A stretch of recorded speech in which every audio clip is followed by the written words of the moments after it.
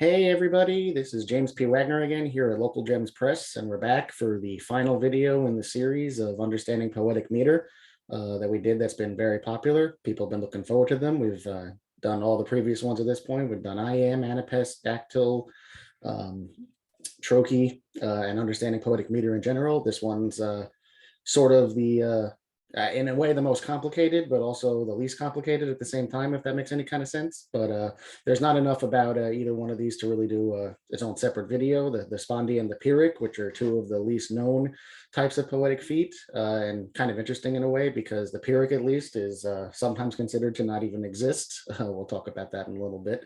But yeah, at the end of this video, then you should be completely well-rounded in all the different major styles of poetic feet, and know how to go about using rhyme and meter in your poetry.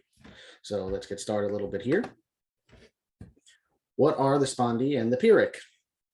Well, as you've seen with the previous types of poetic feet, you've got these are both two-syllable feet. There's two-syllable feet and three-syllable feet. These would be 2 syllables.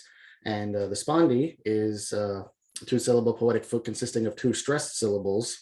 So stressed, stressed, kind of like with the trochee was stressed, unstressed, and the iamb is unstressed, stressed. These would be stressed, stressed. And the Pyrrhic, the mythical creature that is sometimes found, is the exact opposite, and that's unstressed, unstressed. So you could see that these might be used in examples where there's high drama or very low drama in certain poems. So here's some examples of some Spondee and some Pyrrhic words. A few Spondee words: heartbreak, football, falling, for 2 stress syllables on both of those. And there are actually no known examples, at least none that I've ever heard, or most of the people I've researched have heard, of Pyrrhic words. No words that by themselves would fall into the category of a Pyrrhic or being a 2-syllable word with 2 unstressed syllables. If any of you who are watching this out there know of a Pyrrhic word, feel free to email and send that in, because this is something that a lot of scholars and experts have been on the lookout for in the English language for a lot of years, which is why quite a few, poetic scholars and people who critique this say that the Pyrrhic, because there's no Pyrrhic words in the natural sense, that the Pyrrhic itself doesn't actually exist, and that every time you see a Pyrrhic inside of a poem where you see 2 unstressed syllables, that you should actually apply them to the syllables in front or in back of them, and then view that line as there's these different types of poetic feet, but that the Pyrrhic shouldn't actually exist. That's been a debate for quite a while now. I'm not exactly sure where I fall on it. I think in some cases it's probably up to the poet what they're trying to do. But what do you think about that? Give us a comment, and what do you say about, does the Pyrrhic actually exist? So here's some examples of Spondee and Pyrrhic combinations.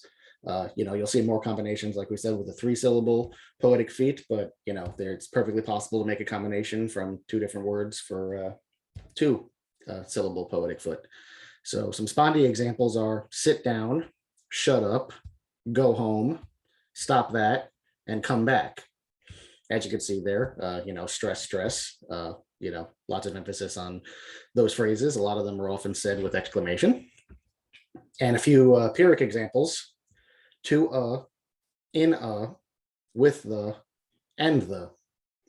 As you can see, a lot of articles in there, a lot of words, that are connecting words that don't really have a lot of stress or emphasis on them, a lot of neutral words, which would be how you'd have unstressed and unstressed in a row.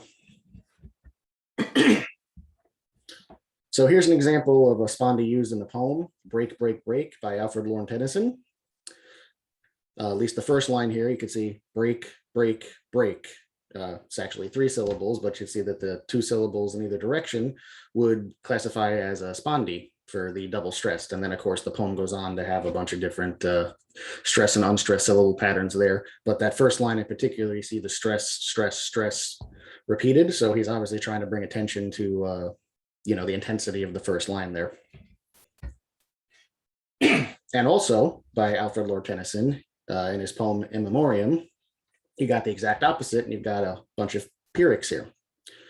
When the blood creeps and the nerves prick.